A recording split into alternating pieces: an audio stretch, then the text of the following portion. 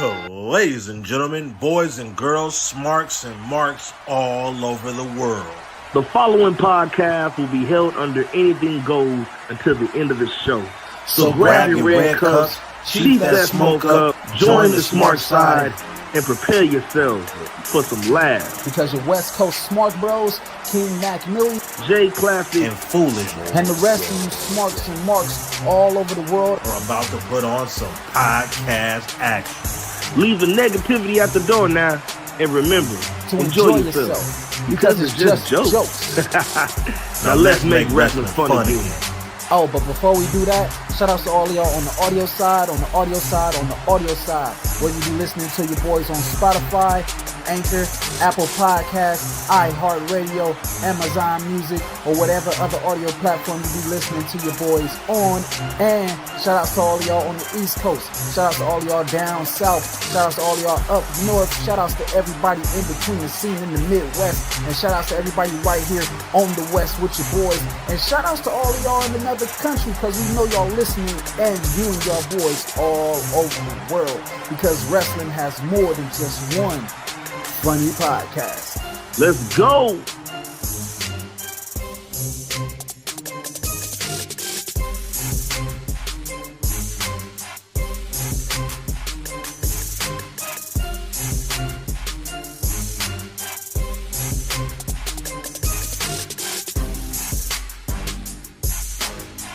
Yo, what it is, what it do, what's going on? I still ain't got no music, I still ain't got no video, no Titan trying, the board done took my stuff, man. They just abusing me, they really abusing me, but you already know who it is. It be the value that allows you the opportunity to roll with me by way of Montez Ford, one half of the Street Profits. It is the man right here. By way of the WWE Hall of Famer Ted DiBiase, the money is here. By way of the two-time WWE Hall of Famer Booker T, the king is here. It is me, one half of the BWO Promo Division Tag Team Champions of the world, and your CEO of this here show, King Mac MILLI. And it is Smart Psychology Podcast, Season 5, Episode 239. Anybody can get it. With Paragon. Yeah, that's right. Even you. Because we fit to get it, so why not you too? You know what I'm saying? But I ain't here by myself. Y'all know that I got to bring in the rest of the crew. You know how we do. Next up.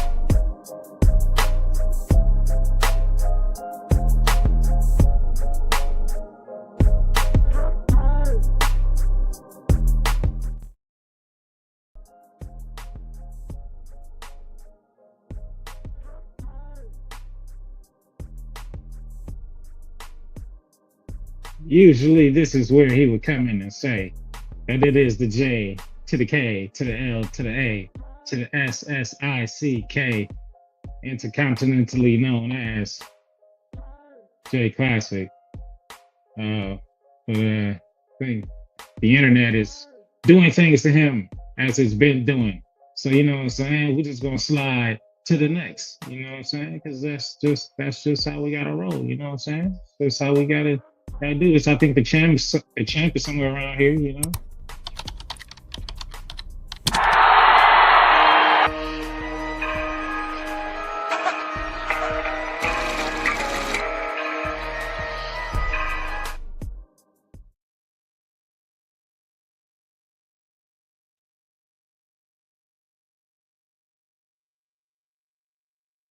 Yo, yo, yo, what it do, man? It be your boy, the J to the K to the LASSICK, Mr. J Classic. That's right, Mr. Smoking Toke, Mr. Smarky Smark. That's right, man. Here to put on some podcast action. I don't know if y'all can hear me right now because the internet is tripping and I don't know what's going on, man. Hey, look, I'm here.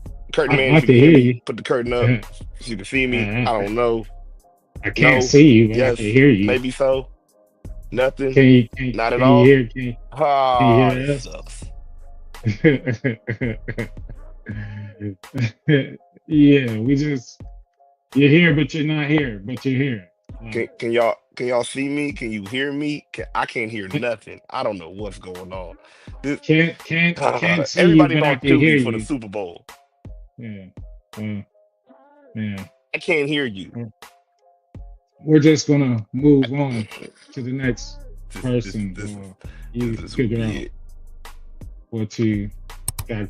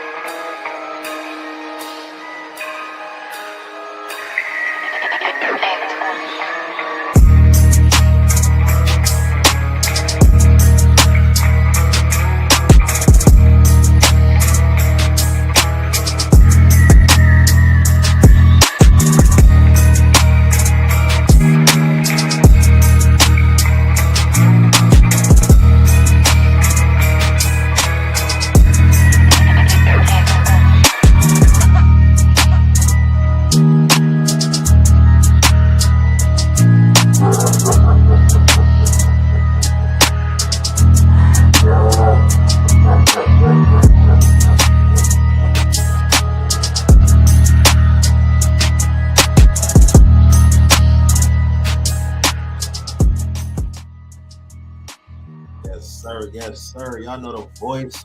Y'all know the vibes. To be your guy coming straight from the dark side of the smart side, the OTC of the SPP. One half of the BWO promo division tag team champions of the world, while also being your three-time undisputed smart prediction champion. I am in the building and we got a lot of shit to unpack today. We got a good show waiting for y'all, man. We got Paragon in the fucking flesh, in the fucking Whoa. building. And we gonna get into that, man. But we gotta get to the first lady, man. We gotta let the first lady in the door. So Matt, go ahead and do the honors, man.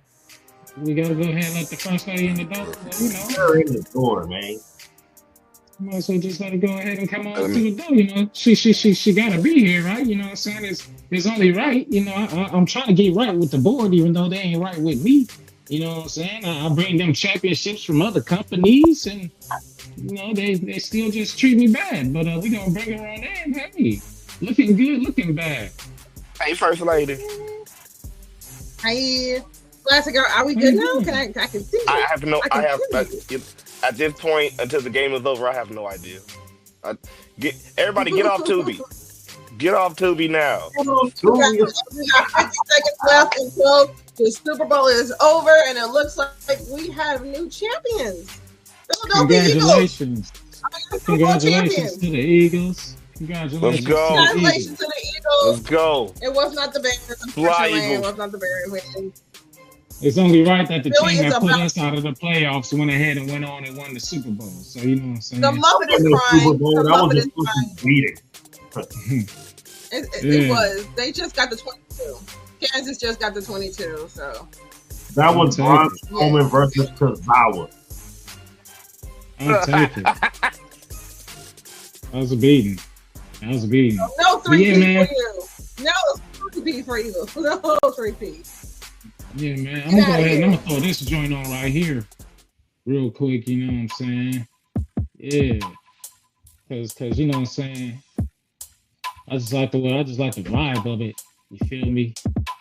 on how we're gonna bring the guests in. You know what I'm saying? It's a little bit monstrous. You know what I'm saying? It's a little bit dangerous. You know what I'm saying? It's a whole lot of different things, but it's a whole lot of things, but with a punch that can be felt physically and verbally, depending on which atmosphere you end up being on, which atmosphere you end of him being on, starting with a P, other side of him, and with an N. He brings to you the end from the start of you seeing his appearance. Well, he is simply a model of excellence. It don't matter if he's standing on the stage or if he is circling you in squares in the ring, because under those lights and on this show, because it's no holds barred and anything goes. If you know that, and if you slide that disrespect, you better protect your motherfucking neck, because whoop ass clan ain't nothing to fuck with. And nobody around this way or any other way can expect any less, because anybody can get it. The world's most dangerous game. Join the smart side, ladies and gentlemen. Paragon.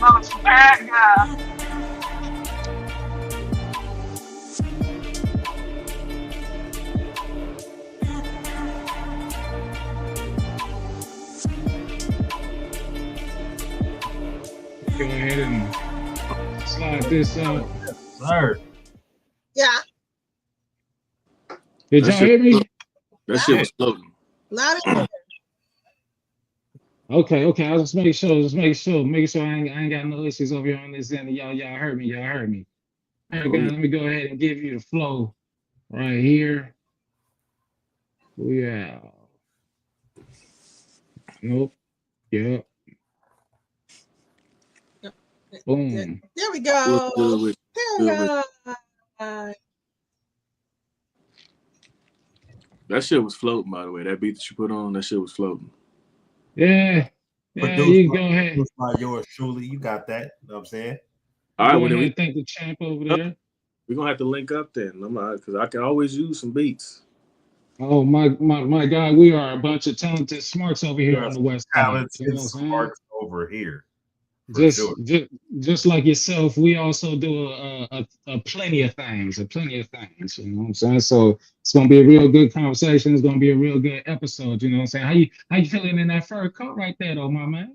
Hey, I'm the coldest of all time. I'm the coat. Man's not hot, never hot.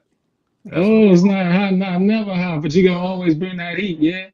Yeah. Oh, I mean, I spit fire like my name is Dylan. You feel me?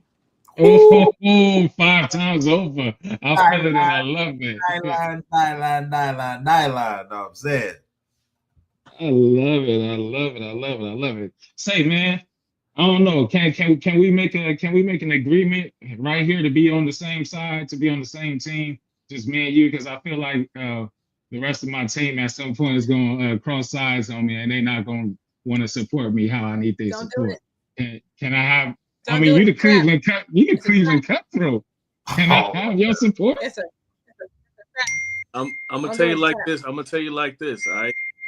I have been tag team champion before. I've had many tag team partners, and even they understood that anybody can get it, even them. So, if anything, that's you taking a risk, wanting me on your team. Are you sure?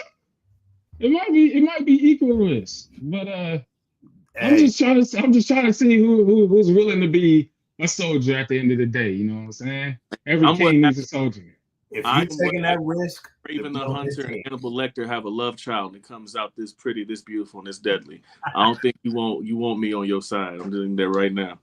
If you taking that risk, every pausable moment, every time you hear that pause button get hit, that's on you too. A guy such as your nature, I would rather have you on my side than on the other side of me, if you get my drift. You know what I'm saying? Yeah. I mean, you're wearing a fur coat right now. That's automatically on my side. You know what I'm saying? Smooth living in the metrosexual community. You know what I'm saying? I reside there myself. You know, it's a great place to be. Looking good is it's like it should be a part of everybody's DNA, but only certain individuals get to understand that. So we got to be on the same side. All I'm saying is, I think it should just be commonplace to wash your ass. So, like, I don't know if 100% fucking facts. you could be metrosexual, you could be hypermasculine, you could be toxic, you could be an ally, but regardless, wash your ass. That's all I Wash your ass, people. Wash your ass. ass. I got soap and deodorant. Y'all smell it. Not even deodorant. I got soap and deodorant for all of you. Deodorant. Wash your ass 2025. Wash your Please. ass. All right, so this time I'm gonna roll it. This time I'm gonna roll it. This time I'm gonna roll it. Before I pass it to the first lady, you figure deal me. I got to know because there's been many different versions of your one version of this name, but who is Paragon and why did we choose that name? So I've been Paragon all my life. And I say that because some people look at it like it's a moniker or it's a stage name or whatever. Like, nah, to be Paragon, it is a title that is earned. It's a mindset. The definition of the name means the model of excellence and perfection. So that means that I am the apogee of all I see. I am the apex. I am the Fresh Prince of Magnificence, Mr. Smooth as Ice, twice as nice, never had a bad day in my damn life, mouth like Ali, dangerous as Tyson. And if you allow the smooth taste to fool you, you get lost in the sauce much for something as sweet as pain. Mr. Big Drip Energy, Drip Flayer, Hip Swayer, the player from the Himalayas, Mr. Steal Girl, long drip style, all night, drive a while, give it back to you, make you say thank you. Like the whole mindset of who I am and who my being is I am the top of the food chain.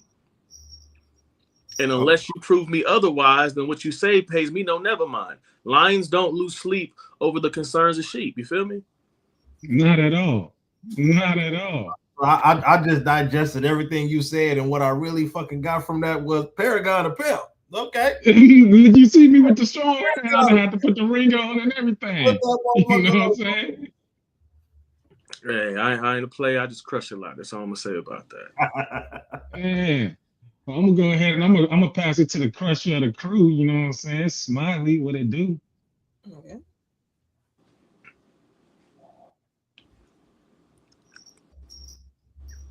I think she paused up. Man, that Super Bowl got the shit fucked up over here, man.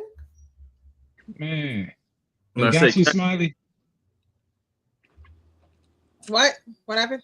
Did the internet get you? Are you there? Yeah, it got me for a second. It got me for like a second. I'm good. Okay. I'm good. Leclerc, what's going on? Red Cups up to you, as he says, the Philadelphia Eagles are the Super Bowl champions. It's on you, Smiley. Yeah. What's up? I said it's on you. It's on you. It's on you. What up? I connect. Oh, it's on me. Okay. So, Paragon, we all know who you are. But if you guys didn't know, Paragon has a brother, and his brother is happy all the fucking time. Can you please tell us about your brother? Do I have to be nice about it? He stresses you. Do I have to be nice? Be nice about it. He's a nice guy. All right. If I have to be nice. If I have to be nice. Be nice. My brother. Thank you. I call him Todd, but everybody else calls him Mr. Kilmore. He likes professional wrestling's TV dad and everybody's neighbor. Somebody once asked me to describe him, and I said, he's what happens when Mr. Rogers, LeVar Burton from Reading Rainbow, and Steve from Blue's Clues has a love child with Uncle Phil, Uncle Bernie, and Deadpool. Whoa. That is a clusterfuck of individuals right there. And homie be coming out in Cosby sweaters, hitting the Pee Wee Herman. He always be facing his opponents with a smile and a thumbs up. And got katanas. He's not this fucking person. He crazy. He crazy as hell. Y'all keep trying to say, oh, he's so nice. He's so sweet. He's so motivational. Nah, that motherfucker crazy. That mixture that you just gave me, that's crazy. Yes, that screams crazy. How does that not scream crazy? It was crazy before you even got to the other half. Facts. I thought it was just those three. I'm like, damn, that's wild. Then he had more Deadpool in there. He got over in the fast lane and took the fuck off. Like, nah, man. No. And then No on top of that, he wants to be punny about shit. like got a wrestling move he calls the plot twist, where he starts setting up like the band, like he about to hit the sweet chin music, and then instead of kicking you in the face, he kicks you in the knee, and then he hits you with a fucking DDT. Calls it the plot twist. When does he come around? He hits you with something he calls the punchline, where you're standing in the middle of the ring, he runs at you, punches you, keeps running forward, hits the ropes, and then clotheslines you because it's the punchline. He does a spine buster. He calls it dad body. He puts you in a camel clutch. He calls it dad's recliner. He then grabs your arm and then wrenches it back while in it, and then now it's dad's armchair. Motherfuckers think he's funny. Yeah, that sounds like an insane motherfucker. I don't want no parts. He ain't rap. I'm trying to catch a punchline. Hey, anybody that take a punchline has got to be the greatest seller in the world. Because how you get punched and come back and wait for the line, like can't get a fucking clothesline at the same time. Wow. Oh, and then this motherfucker going in the middle of a match got your nose. Like, I wish a nigga would get my nose. No fucking difference. Always fight for life. Hey, he gotta put you in the head. He gotta put you in the headlock first, and then come out with your nose like that's your nose. But he be over here talking about like, what's that? They look, he goes, whoop, got your nose. I'm like, you can't. I'm telling mommy. Play too damn much. And he a snitch. It's hilarious. How's he a snitch? I feel like because I keep trying to kick him out of my house. He keep telling mom on me, so now he living with me. I feel well. That man, changes you that. tell your mom, get the fuck out of my house. I was about to say, for the simple fact that you say, "Mommy, you must win all the time," but he says, "Mom," and he won. He living with you. Some more bullshit. How does that work? Why'd you have to bring him up, Smiley? I was having a good night tonight. Hey, look, it was one of the questions I wanted to ask about Miss Gilmore. That's all. Yeah. It's terrible. Champ, can you make our guests feel better? Pause. Yeah, pause. I'm gonna go ahead and I'm gonna ask, where'd you get the inspiration for the ring gear? Because I mean, the shit's dope as hell, and I'm definitely fucking with the face paint, the masks, all that. So let me know where you got the inspiration. I mean, some of the stuff I would say is visuals. On top of that, you know, the homie Bitter Chain does some great stuff because I will tell him what I see in my head and he brings it to life. So shout out to Bitter Chain. If y'all need some gear design for yourself, hit up Bitter Chain up on Instagram. But like a lot of it is just where my mind goes. And I will tell people sometimes this is what I'm thinking. Honestly, a lot of the wrestling gears I've even worn over the years, I've designed myself. But recently, I just needed an evolution. You know, I needed that next step. So like a while back, I was getting inspiration from like Killmonger, Black Panther, Sabretooth, Wolverine, Kraven the Hunter. And then I started trying to say, like, you know, my mindset is I'm going into my next gear. I need something that, you know, if I'm going to go to Japan or the UK, that matches that mystique and that aura that I'm trying to bring. Because I'm not just a hunter no more.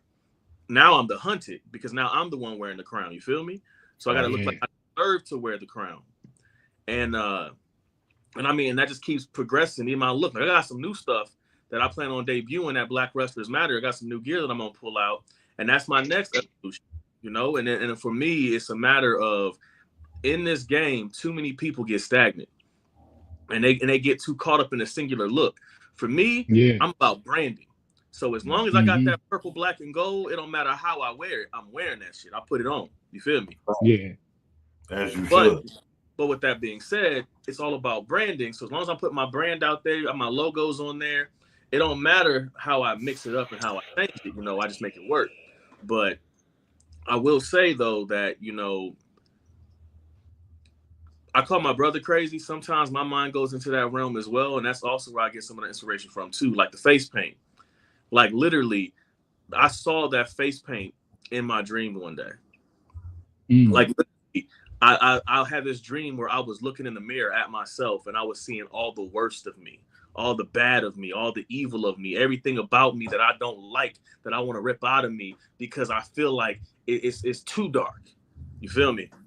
And that face looked back at me, and it was literally the face that I painted on. So that's how I look at that. You know, sometimes you get inspiration from yourself, sometimes from outside sources. But the thing is to be inspired. Yeah. I'm not gonna lie to you. That's probably one of the fucking hardest answers you could have ever fucking gave, bro. Straight up. Mm-hmm. The inspiration of yourself, looking into the mirror, looking into what it is that you fucking went, and looking back at yourself with your own mask. It's crazy work. I fuck with that. I appreciate it, man. I fuck with that. I mean, to me, people ask me about Paragon, and I always tell people Paragon is both the best and the worst of me. Mm-hmm. That is who Paragon is. The issue is sometimes when you look at the best of yourself, then that's the fly gear. You know, that's the Egyptian, Greek, Aztec keys and the gold and right. the purples and whatever. But then there goes that darkness, that animal, that beast. That's where the animal print comes in. That's where the battle beads come in. And that's where that face paint comes in, because literally when I tap into what I call Namir, all right? And Namir, that's Namir, Namir, yeah. Mm-hmm. panther in Hebrew. To me, that is that beast that I have decided, instead of trying to tame and control, no, I want to release that. I want all of you to feel that. Unleash. Yeah. I want you to feel what I have now unleashed. I want you to feel my pain. I want you to feel the burdens I keep. Because a lot of times in professional wrestling, people want us to shut up and wrestle, or they simply want to be entertained. They don't know what we go through. They don't know what we deal with. They don't understand that when it comes to me being the world's most dangerous game, if I don't hunt, me and the tribe don't eat. If I don't kill, me and the tribe don't eat. If I don't bring back championship gold, that winner's purse, that victory, me and the tribe don't eat. We wear what we hunt. We eat what we hunt. And we take the crowns of what we hunt and we wear them proudly. But people don't understand what that means in this game. They don't understand what you go through. And so sometimes you got to tap into all that frustration, all that rage, all that anger, all that pain, and you got to unleash it. For far too long, I've tried to put it away because I was afraid of who I became when I unleashed that. And then finally, I realized I like who I became. So, Shit, while we tapping into emotions, let's stay in our emotions for just a quick second and tap into that first emotion that professional wrestling gave you that really connected you to the game and made you want to do this. What was it? I mean, that first emotion was as silly as it may sound, wonder. Because I remember my very first memory at 2 years old is professional wrestling. Mm-hmm. My uncle sitting me down, putting on WWF Raw is War, and telling me, yo, that guy right there, that guy's about to be a star. Just you watch. He comes from a line of stars, and he's going to be a star. And him sitting, and I watched this dude with a jerry curl and wearing turquoise coming out to the ring, and people booing him. But I thought everything he was doing was so dope. And then a few months later, he done cut off the jerry curl. He's hanging out with a couple of black folks, and I got to see Rocky Maivia become The Rock. Mm-hmm. I got to see the spectacle of what looked like real life superheroes and villains. Fast forward, I see a dude who, he may not be the biggest dog in the fight, but he got the biggest fight in him compared to everybody else in the fight. He's larger than life. He's charismatic. There's nothing in that ring he can't do. Gentleman by the name of Eddie Guerrero. Yeah. And when I saw what Eddie Guerrero was doing, I was like, yo, like I could do that. I want to do that one day. And when Eddie Guerrero passed away, took that to heart. And I'm not too tough to admit that I cried. That was the first time I cried for someone who was not family. And I remember I'm 10 years old. I looked up at heaven and I said, I'm going to do this for you.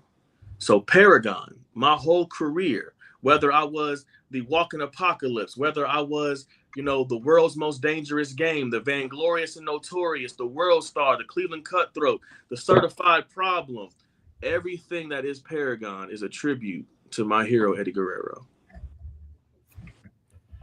I can dig that. Best 2 out of 3 falls right now. Who taking it? You or Eddie?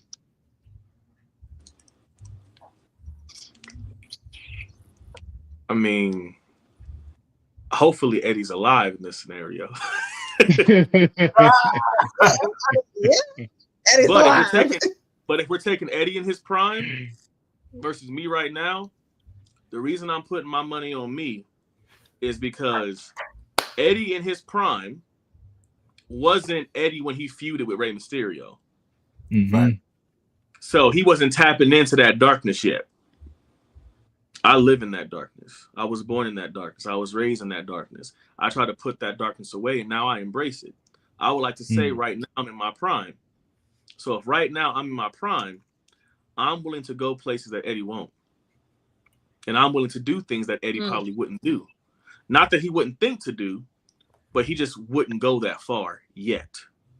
Yeah. I mean, you'd help him get there a little bit quicker. Exactly. Than what he actually did. I mean, that's high key the answer I want to hear. I mean, that's the whole reason why that's the whole reason about this match on Saturday. Yeah. The whole point of this match on Saturday, this ain't about winning. This whole match about Saturday is I am going to force Chris Logan to tap into that darkness. He wanted to be Captain America. He wanted to be Captain America so damn bad. He wanted to be Superman. He wanted to be the hero. He wants to be this golden boy that does no wrong. But I'm going to show you that you are one bad day away from being me. Preach. Oh, preach. That is the type of shit I want to hear from every single person that we ask that question to. If we give you a fucking scenario against you and any fucking body and you don't choose yourself, I don't want to hear it. I want to hear you choose yourself every fucking time. I want that I'm into myself type shit. Give me that conceited fucking aura. Like, know what I'm saying? I got this. It ain't even conceited aura. When you know who you are, you just know who you are. That's confidence, and it's just a fact. They'll call it what they want to call it. You're the walking truth at that point. You know what I'm saying? So it just got to be laid out the way it needs to be laid out, and people gonna catch it how they need to catch it. Class, go ahead and jump in, man. You want to play double dutch with us? You want to get in on this? You stuck? I think you stuck. Are we good? Dang, He's good. He's fine. He don't want to get in this. Fucked up his internet entirely. I gotta ask you because you mentioned. Oh wait, hold on. Wait, are we good? Unmute yourself. Unmute yourself. Come in. He ain't gonna bite you. I promise. No, don't lie. Don't lie. He might bite you. He might bite you. He's a chihuahua. He won't bite you.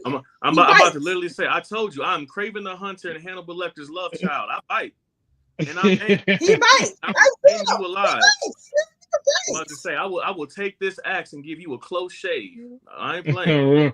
a real close shave.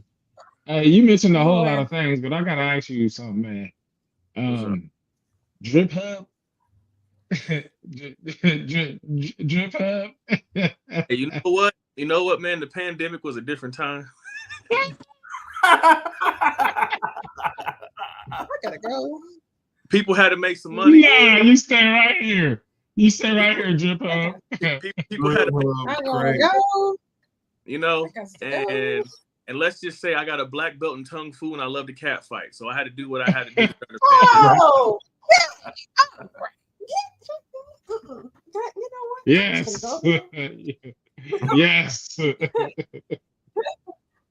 I can't get no worse. I can't get no worse. This is great. Is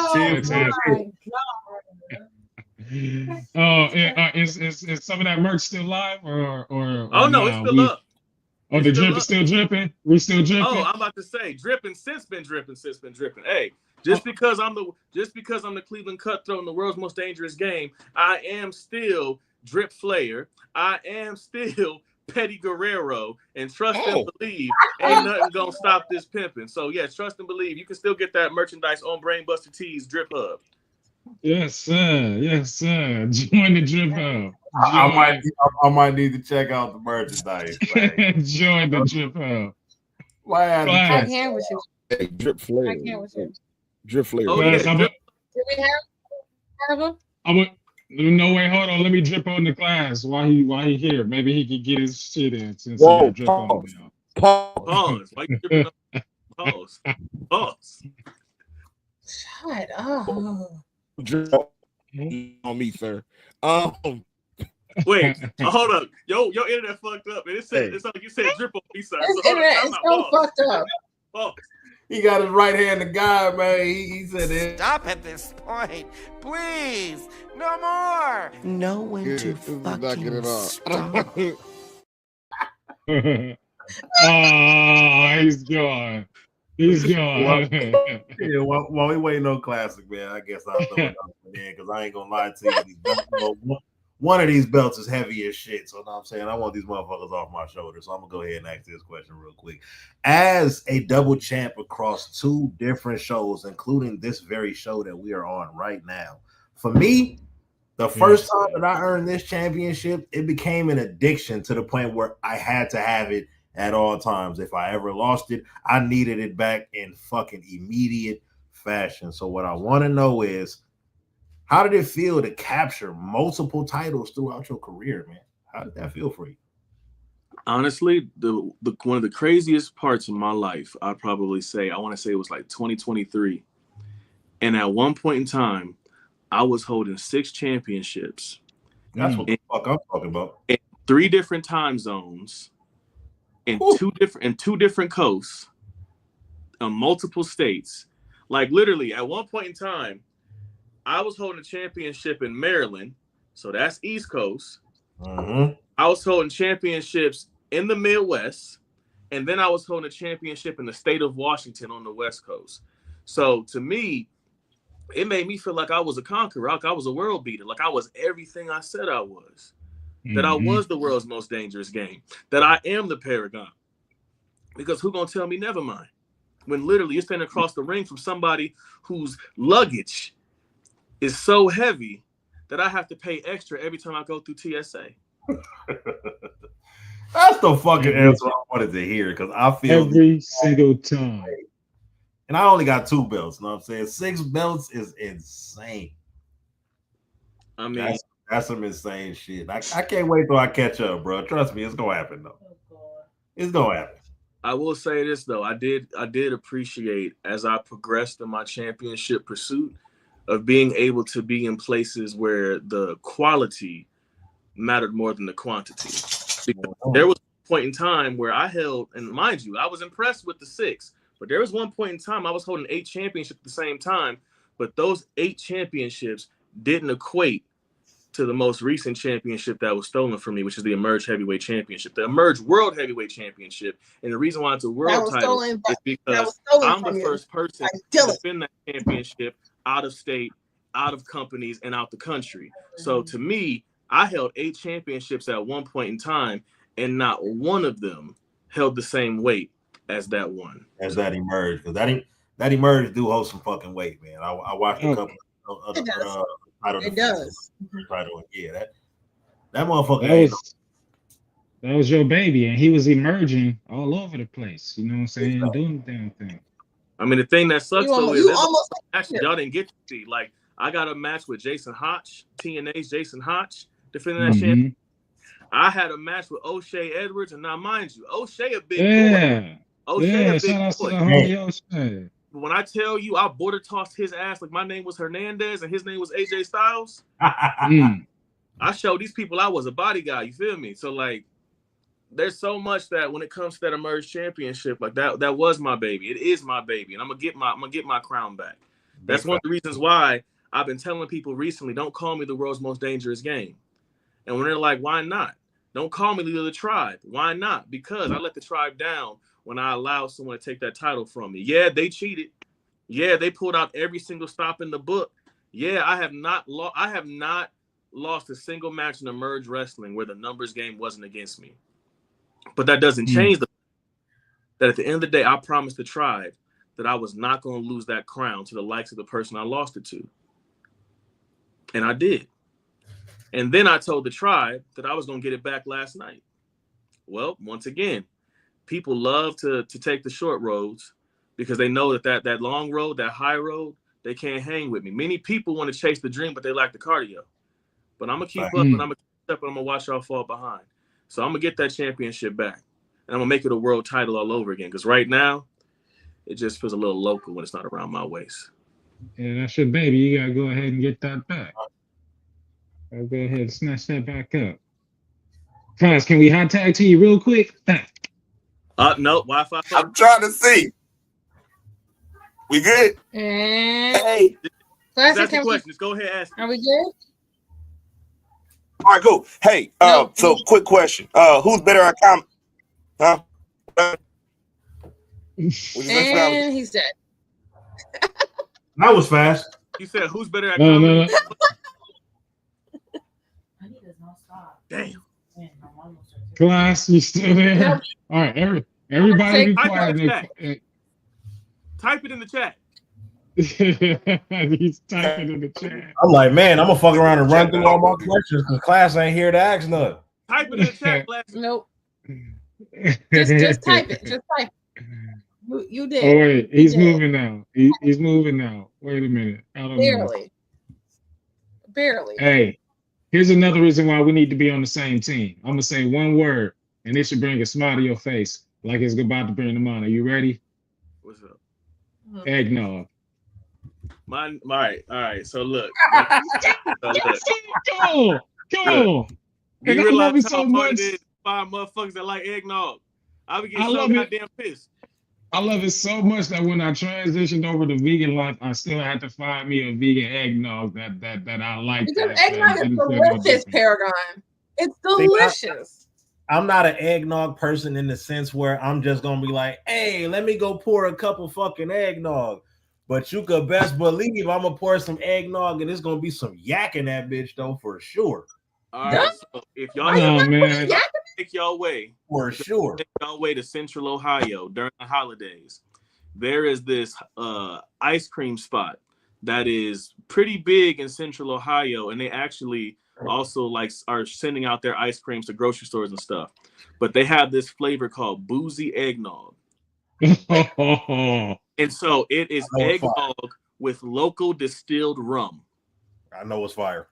And the ice cream is, mind you, I'm straight edge. I don't drink. But when I tell you when that boozy eggnog comes out, I give me some of that boozy eggnog. I need that. Like it's fire. And I'm saying 10 toes down. The only reason why I consume it is because there is no alcohol in the eggnog. Because they cook it down and stuff like that. Mm-hmm. But also I got Puerto Ricans in my family, and I've had coquito by accident. I've had coquito by accident. So I know when they cook that rum down for the coquito, that taste and it's familiar and shit. So yeah. Oh no, it ain't no worries. They might cook the alcohol out that joint, but as soon as I get it, I'm finna re-add that motherfucker right back. See, yeah.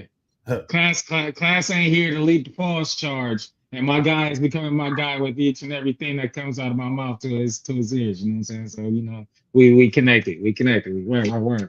But I got a question from Classic, as he's trying to figure out his beating that he's taking. He would like to know, which I knew he would ask about, the beads, the boulders around your neck, man. Each and every one of them got a story and representation. You know what I'm saying? So why don't you go ahead and let us know the story behind those and where they came from? All right. So for people that don't know, these are battle beads. So these are earned by combat, trial by combat. So either you got to get your ass whooped or whoop ass to get these damn battle beads. There are a couple people that are walking around in independent wrestling who were not ordained or gifted battle beads by those who can't get them. So if you did not get your ass whooped by Joe Black or O'Shea Edwards, and if they ain't instilled them in you and whatnot, then your battle beats don't count, Pippin. Mm-hmm. I was just about to ask you, who ass do I gotta whoop to get me a set of those? Oh yeah, now you know them not the problems that you go looking for. You know what I'm saying? They find you if they need to find you, and we see if you stand the test. I'm about to say, yeah. The thing is, they find you, and not only do they find you, but like I'm a real mofo. I pinned and I defeated O'Shea Edwards, but one of us got our right eye dislocated, and the other one's O'Shea Edwards in our match.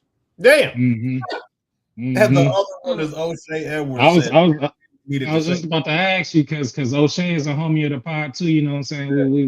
We've had conversations with him too. How I feel to go toe to toe with O'Shea, man, like power wise, just trading those blows, like. So the thing with O'Shea, and this is what I love about O'Shea. O'Shea, first of all, people see him on social media and they're like, man, O'Shea just so hard nosed and stuff. He can be, but O'Shea also, if he fucks with you, he lets you know because he always happy to see you. He dap you up, love. Y'all talk about anime.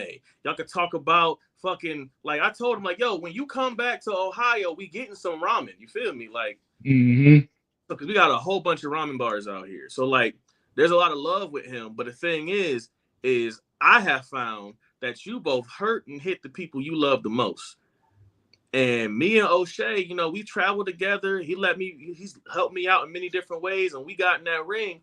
And the thing was, I felt honored to test my mettle against him. And honestly, the biggest thing with him and I is I got upset with him because I told him, when you come into this match, you better face me like you would Calvin Tankman and Isaiah Bronner. Don't come in here overlooking me. Don't come in here thinking, oh, well, you know, you smaller than this guy. Hell, going into my match with O'Shea, I lost 40 pounds to wrestle O'Shea. Yeah. Because I wanted to make sure that I had the speed to keep up with him because I knew that I may have the strength to slam him, but I'm not going to have the strength to overpower him. But the thing that I feel I have over O'Shea and most of all of professional wrestling is this shit right here is twisted. I'm going to joint manipulate. I'm going to break down your fingers all the way up to your hand, up to your wrist, up to your forearm, up to your elbow, up to your shoulder. I'm going to try to rip that thing out of place and destroy it. I'm going to use the ring as a weapon. I'm going to do whatever I can to hurt and humble even the biggest giant. O'Shea Edwards and Chris Logan are the reason I became the world's most dangerous game. Especially because, for one, you know, you got one dude who is the Shogun and he beats through people and fights through people. But our match is not how that went. And with O'Shea, he was the big bad kaiju. And I asked myself, do I want to be the world's most dangerous game because I'm taking out prey? Or do I want to be the world's most dangerous game because I go after the biggest, the baddest, the best, and the beast that professional wrestling has to offer to prove I'm all those things? Godzilla didn't become king of the monsters by putting fear in the people. No, he put fear in the monsters they feared and made every single one of them bow. I don't hunt prey. I turn predators into prey. And that is why I'm the most dangerous game. And that was why I needed O'Shea Edwards on my kill table, on my menu, in my hunting grounds, because I call myself the world's most dangerous game when the big bad kaiju is yet to make my menu.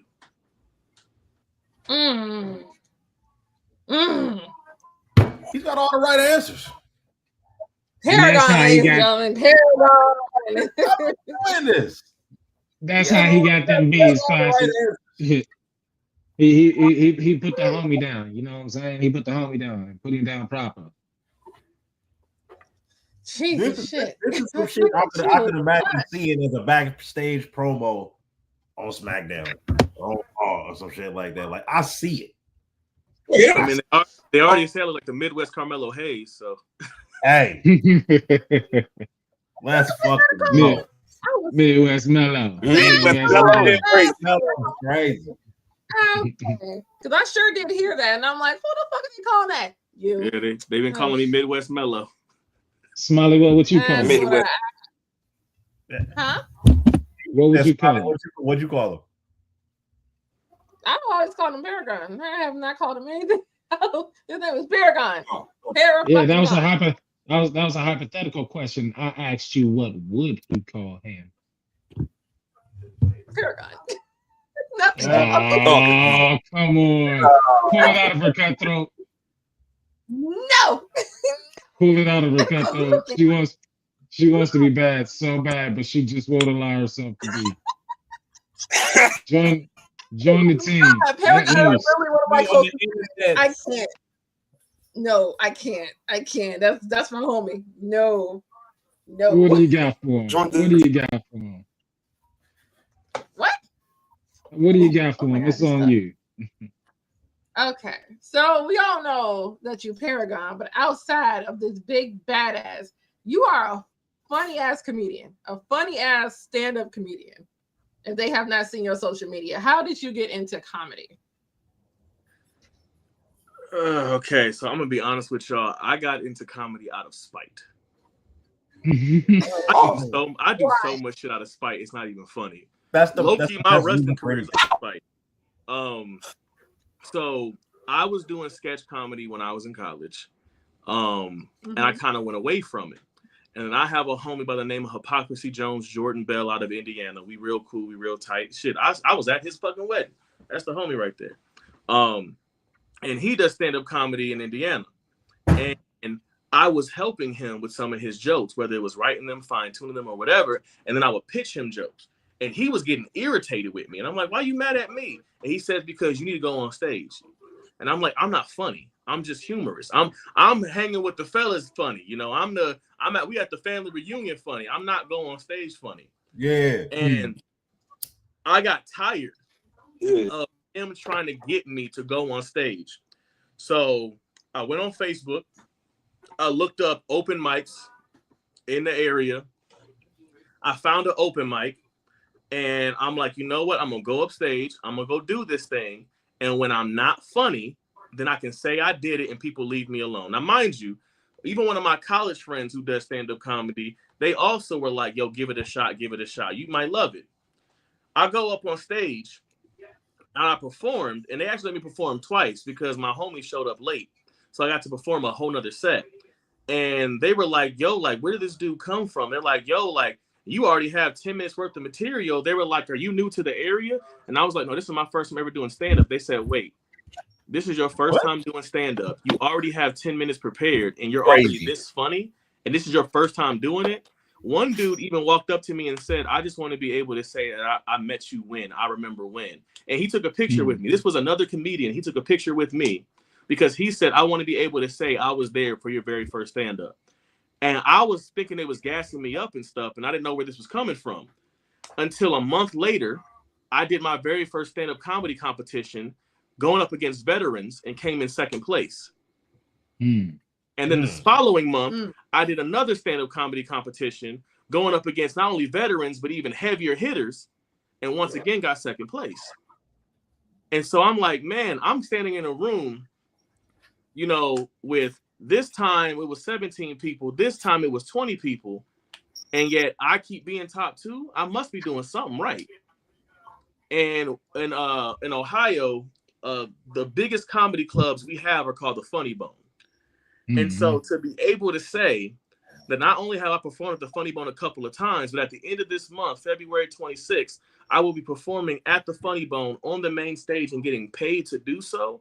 And next month, I'll be performing in Akron, Ohio for, I believe it's the Kappas, to do stand-up comedy and getting paid to do it. How, you know, literally 3-4 months into stand-up comedy, I was asked to go to Toledo, Ohio, which is at that point like 2.5 hours away from where I currently live, and to do stand-up comedy for a charity event. So I am getting blessed with opportunities, and I'm only a few months into comedy. And it's kind of reminding me of my wrestling journey some, because I was blessed with a lot of opportunities very quickly. But, you know, I haven't been doing it long, but I love it. I enjoy it. I love making people laugh, but especially because my comedy, I like to make people think. Because I feel like a lot of times in comedy, people just want to tell a punchline and then go to the next joke and a punchline. No, I'm gonna set up a whole scenario and take you on a journey. Like I got this whole set about how I think 90s R&B music is toxic. And it's because of 90s R&B being toxic, I'm toxic. You know, or I got another routine I'm working on about how Michael Jackson probably was one of the most toxic musicians of all time because Remember the Time is a whole music video about cuckolding somebody. Literally, they literally think about it. They were like, they literally said, they were like, all right, Michael, your song is doing great numbers. We're so happy with you. And we were thinking we're going to make the music video. It's going to set it in Paris, unrequited love. Nah, fuck that. Do you know what cuckolding is? Mike, what? Sir! Sir. So I was listening to Pocky. You call him Tupac, I call him Pocky. I was listening to Pocky, and he was like, that's why I fucked your bitch, you fat motherfucker. West Side till I die. And I was like, you know what? That should be a music video. You know, Mike was toxic as hell. And they were like, Mike, you cannot make a music video of cuckolding somebody. Don't worry, it's a really good dance moves. Nobody gonna say shit about it. And they're like, what, Mike? And think about it, Mike was petty as shit. Mike was so damn petty. He's straight up trying to cuckold this dude in his whole house, walking up to his woman talking about, do you remember when and I was all up in your guts? Do you remember when you caught my nut and my thumb was in your butt? And I was like, oh, do you remember? Even Michael's ad-libs are petty. Because Michael's over here, I know you remember. I bet you remember. Bitch, I'm your ass remember. Her ass talking about like, I have no idea what Mike's talking about. He lying, baby. Mike, do you remember? This nigga just standing here like, nigga, what? Do you? Oh, this big Mike, bitch. You know me. This big Mike. We was in the park. We was on the beach. In my own damn house. I was in your mama's house. We was wearing the tube socks and shit on the couch. And she's like, baby, I don't know what he's talking about. He over here like, this bitch got me fucked up. You gonna let this man come in my house? Talking about she's like, baby, I don't know him. This how you knew Mike wasn't lying though. He said, you don't remember me? That's how you knew her ass was not. And she said, oh shit. And he said, guards, get his ass. Get his. I wish motherfucker would tell me he was beatboxing in my woman's pussy. In my house. In my own house. But the fucked up part was, we were just over here just hitting the dance moves and shit because we were so entertained. But I can't lie though, because like I love that fucking song. That song is part of why I'm toxic. Because it don't matter what I'm doing. I hit that boo doo doo boom boom boom. I don't give a fuck. I don't give a fuck. Look, right now, I could be at my job. They're about to fire me, right? And I'll be over here like after all I did for y'all. After all the hours I put in this motherfucker, don't think I'm gonna let you boo. Oh, y'all ain't shit. Y'all ain't shit. Fuck y'all. Y'all hold on. When I'm done dancing, I'm gonna whoop all y'all ass. I'll be over here. I'll be over here about to discipline my son. Over here talking about like, so this is what you do now? You just gonna whip your dick out at school. You know, you didn't learn that from me. I'm toxic, not stupid. Fuck wrong with you. But you know what? Since you wanna do, oh, you dirty. Your mama taught you this, didn't she? Yo, oh shit! Oh, hold on.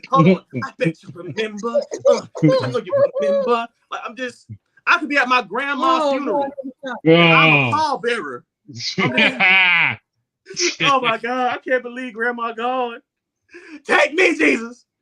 Take beauty. Oh, you ain't shit. You know what? She gone. She can't come back. She can't. This her song too. Get out the cast. Come on, Grandma. Come on. I know you remember. Come on, Grandma. Like. Oh my God. How you drop Grandma, man? Grandma didn't deserve to get dropped. Then don't play that song. Don't play that. They knew what they was. They said that don't play that song. So, hey, whose question was that, man?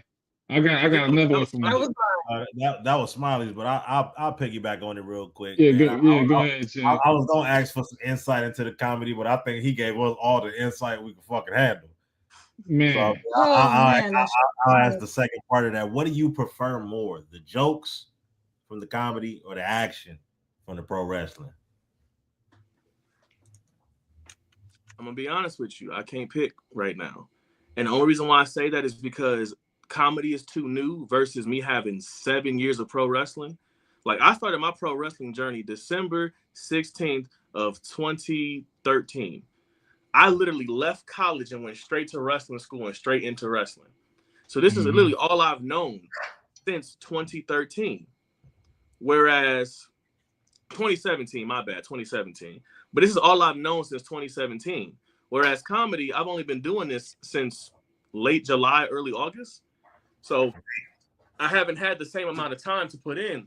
But what I will say is this, though wrestling allows me to get out my aggression, something has to be said about not having to put in the same work and getting paid more. Because the way I get paid for stand-up comedy, it be making me like, why the fuck am I getting my ass whooped and whooping ass and be sorry?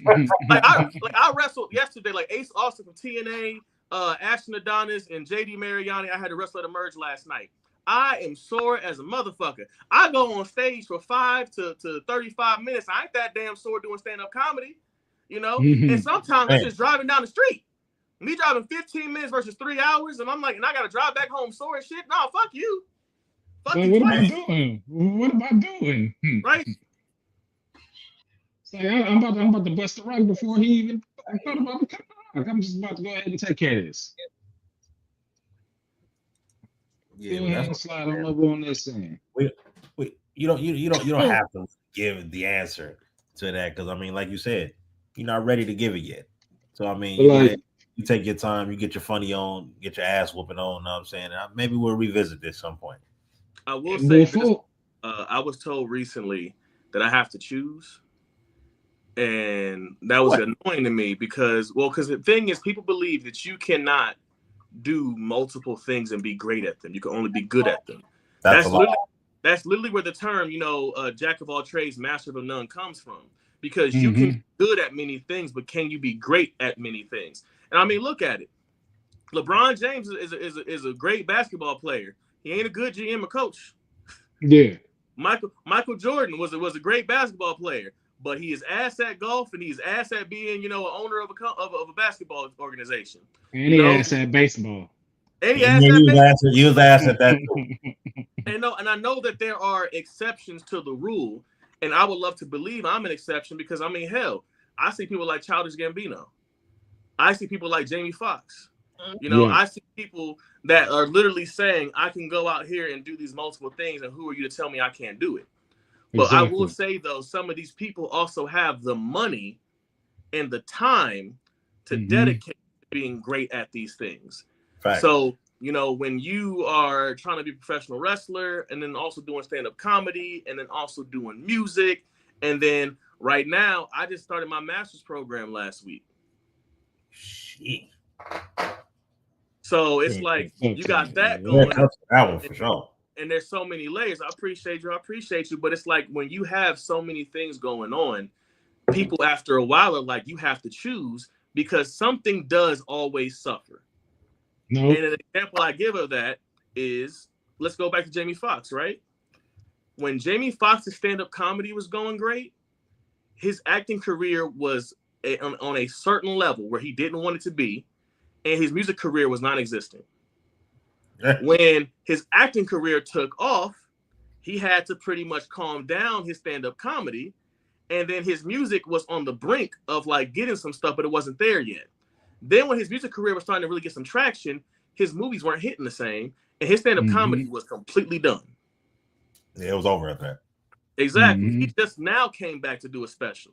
And so it's one of those things where it's like, even when you are great at something, and if you are great at multiple things, there's always something that ends up having to take a back seat or something that takes detriment to the other things. And right now I'm trying to balance it because I've had to turn down wrestling shows because of stand-up comedy.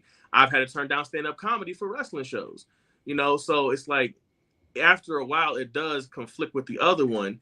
And some people want to say like, okay, well, what pays more? Well, no, what's the passion? What's the business? What did I do first? The money will always come. Yeah, the money's gonna be there. But the thing is, what can you live with? Can you live with missing this show and this opportunity?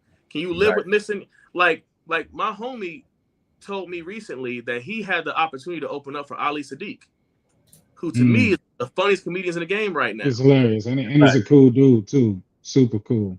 But my homie had a tryout for the Cleveland Browns, and so he's like, "Do I miss my tryout, or do I miss Ali Sadiq?" And sometimes it's a matter of the passion. He figured out that day that he could live with not opening up for this person, but what he could not live with is not at least taking one last chance on his childhood dream. He fell into stand-up comedy. but he was always driven by football. Yeah. My goal in life was like, I literally since 2 years old, I've been trying to be a professional wrestler. You feel me? And I'm out here doing it. Am I at the level I want to be? Maybe not, but I'm still doing it. And I'm still killing it. And I'm still showing people who the fuck I am. Yeah. But at the same time, though, I've always wanted to be an entertainer.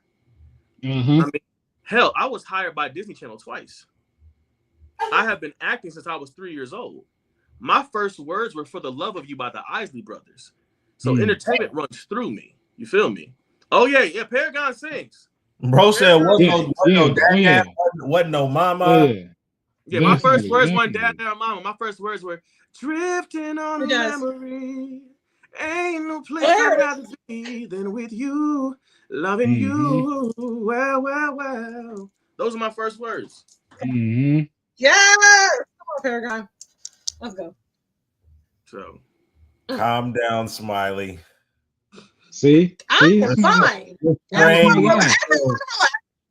Pete, that's why I tell folks when folks get around me and they say you got to choose, I say no. You got to choose. That was my point in the whole place was to make you choose, because this is everything that I do, and I'm going to intertwine my fingers however so I choose. You know what I'm saying? So it's like, if you could balance it all across the board, then why not do it all? Like you said, it's all about where your passion is for whatever it is that's coming up for the moment. Like, hey, and like King Kendrick said, I deserve it all. Man, so why not? You know what I'm saying? Royalty on everything. Now, looking at the wrestlers who also do the comedic game as well, Classic had a question for you. He wanted to know who was a better stand-up comedian to you, Nick Namath or Mick Foley? I'm gonna be honest with you. I have not watched their stuff, and it's no slight to them. As for me, it's a matter of when it comes to stand-up comedians, I don't seek them. They typically find me. And what I mean by that is, before I came into stand-up comedy, I'd be on TikTok, I'd be on Instagram, I'd be on YouTube, and a comedian would pop up on my social media. And when they pop up on my social media, I would choose to watch it. And if they were funny, then that's when I did my deep dive. If they weren't funny, I would go back to whatever the hell I was doing. So for me, Mick and Nick haven't made their way to my algorithm yet. And so because they haven't, it may take me seeking them out versus how I have done stuff. Like Ali Sadiq. Ali Sadiq happened to be on Comedy Central one time. And that's how I discovered him. Hell, Donald Glover. I knew Donald Glover as the dude from YouTube skits. And then I saw him on Comedy Central, and then saw him on Community, and then saw that he did rap music. And I'm like, what don't this motherfucker do? Josh Johnson is who I've also been watching recently. And he also just popped up on my social media. And then I started watching him. So to me, I don't feel like I am qualified to say who's better, just because I haven't been given the opportunity to see their material and be like, oh, this guy over that guy. But who's funnier between them and me? Me. Uh-huh. Like I said, that's always the answer I want to hear. It's always going to be the answer. I mean, but to be fair, though, I look at it like this. They may be funny, and they may be even hilarious. But I know that I bring something to comedy that people have not had in a long time, probably since Jamie Foxx. And that's, I'm going to bring you comedy. I'm going to bring you music. I'm going to bring you impressions. I'm a one-man show. Childish Gambino once said people want to call him a triple threat. But he says, I have so many talents, just call me a threat. And that's where I'm at with it. I'm just a threat. I can out-sing you. I can get my impressions on. I can out-rap you if I want to. You will get bodied by a singing nigga. Get that ring with me, and you're going to go through hell. I'm a former mixed martial artist. I can write my ass off and I'm not just talking about music. When it comes to poetry, when it comes to film and screenwriting, when it comes to fiction writing, I can write my ass off. Hell, I can write one of them dirty ass novels if I want to. And when I say dirty now, I'm talking about them naughty novellas, and them shits be sometimes hitting. I know you know Smiley. Hey, Shut up. It be Fabio on the horse and shit. It be Fabio on a horse, and the girl be like holding his leg like Princess Leia in Star Wars. Smiley just hit that uncomfortable. I'm gonna need you to write one out just off the script. I gotta see what's going on. I'm about to say. Those are not the ones I read anyway. What'd you say? Leave you. Those are not the ones I read anyway. That's the wrong ones. Wrong ones. Yeah, My grandson's best friend is my boyfriend. What she be reading? Sure. Oh man, so you mentioned a lot of things that you do and a lot of things that you are, you know what I'm saying? But it's one thing that I want to tag you in for, you know what I'm saying? Well, first of all, what's out here in the world that motivates you? Secondly, how do you take those things to motivate other people? Let's talk about Paragon motivation, man. What is it all about? Talk to us about it. So Paragon Motivation actually started when I was in college because I started when I was doing my poetry. People were getting inspired by some of the poems that I was writing. That turned into me just wanting to make things better for people. To be honest with you, when I was in high school and I was talking to my college advisor, I said I wanted to become a therapist. My high school counselor saw what I was doing in entertainment and pretty much told me that I feel like your gift is to make people smile and happy. And I feel like that gift is through entertainment. And kind of in his own way discouraged me from wanting to help people through therapy. But that didn't stop me from wanting to motivate people. And a lot of my friends come to me from both high school to now when they need advice, when they need an ear, when they need an escape, when they need somebody who's going to be real with them or who somebody's going to simply just listen and hear what they're going through. And I would just sometimes get a quote that would come across my timeline, or I would feel something inspirational and want to share it. And with doing so, I just decided to, put out there Paragon Motivation, where if you needed some daily motivation, I'm going to give it to you. If you need somebody to share some words and kindness, I'm going to give it to you. I'm going to show you some love. But then what eventually happened was I started going the wrestling route. And with the wrestling route, it was a little harder to be motivated because, one, we hustling in this business. And sometimes people wear you down. Life wears you down. The whole system of professional wrestling wears you down because pro wrestling don't love nobody. It is a beast that wants to be fed. It don't care if you feed it. It don't care if I feed it. But it's going to feed. And so I got to the point where I was getting beaten down, wearing down. But then in 2019, I was struggling with mental health. And I'm not going to hold you. In a 7-day span, I tried to get myself out of here twice. And after I survived, I kind of had this realization of I may not know why I'm here, but I know I'm supposed to be here. Because if I wasn't, then why did these two opportunities to get me up out of here not work? Yeah. And then my mindset, and if after all that I'm still here and I'm supposed to be here, then damn sure all of you are supposed to be here.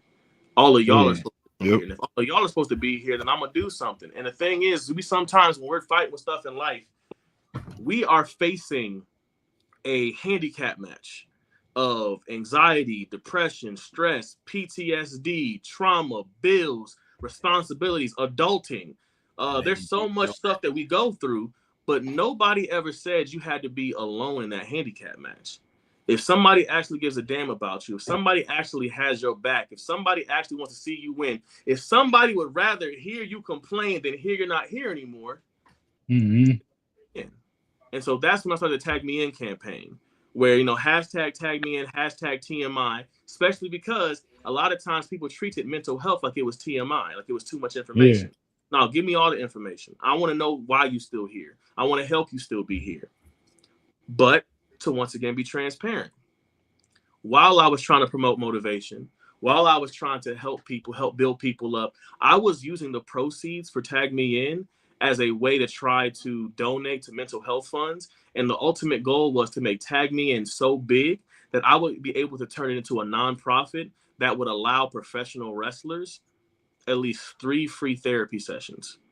Didn't matter if you were on the indie level or if you were signed to a contract. Tag Me In was going to become a nonprofit that would offer trained professional wrestlers 3 free therapy sessions that would be paid for by Tag Me In. And while I was trying to work on this whole thing, in a matter of a week, my car got stolen and totaled with all of my Tag Me In merchandise in it. My best friend took his life. My job fired me because since my car got stolen, I had no way to work. And rent was due. And so when you're having all of these things hitting you all at once, you don't feel so damn motivational. Right. And when I tell you I was being so motivational, I understood how hard Christmas time could be for people. And so I was doing something called the 25 Days of Dripness, where it was a whole like comedy skit that I was going to do every single day leading up to the 25th day. And the whole thing was, we're going to do comedy. We're going to make you laugh. We're going to whatever. So I was like, oh, yeah, the true meaning of dripness is booty. Booty, I say booty, is more important than food, more important than water. And that's the true meaning of drip. Like, I had a whole thing that I was doing. This is facts. This is facts. And I had a whole thing that I was trying to use to motivate people. But it's real hard to be motivated when it feels like life is trying to rip the motivation away from you. Yeah. And then I recently got hit with a situation where I was having a bunch of people come to me.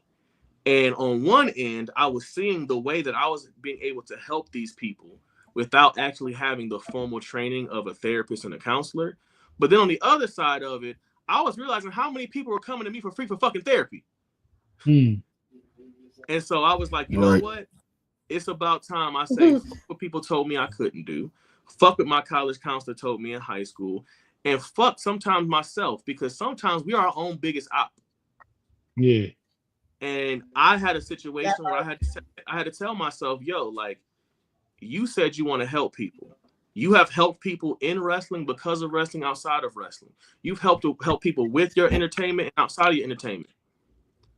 It's time to see how much you can help people.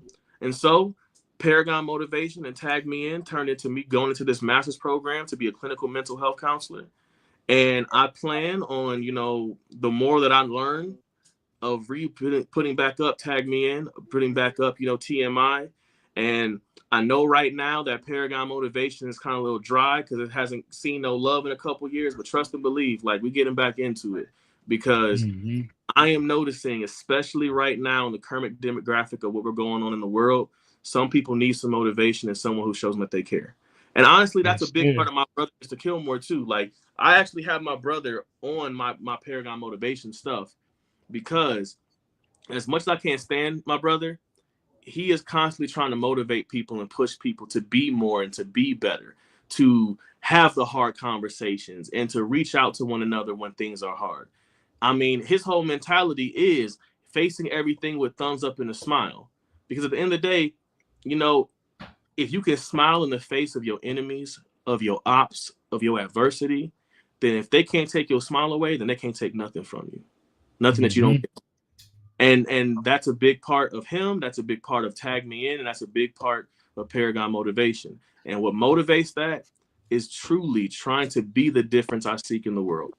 I know that was a long way to answer your question, but like, I get passionate. Yeah, no, but yeah. And that's exactly what we're looking for. You know what I'm saying? It's always about being transparent and really coming from the deepest depths of the true meaning from everything that you have and how you feel about it, man. Like, it's really important to hear stories like this and these transitions as well, because when people look at men that are like you in your how do I want to say this, like the pedigree that you have and what you present, like they never see the bad times and the bad moments and the things and the ingredients that it took to make you into who you are right here today. So it's always important to get those backstories to really catch on and catch that feeling, man. Like it's totally important. Like, so never fret on how you answer a question. However the spirit moves you to answer, that's how it needs to be. You know what I'm saying? Because everybody got a story.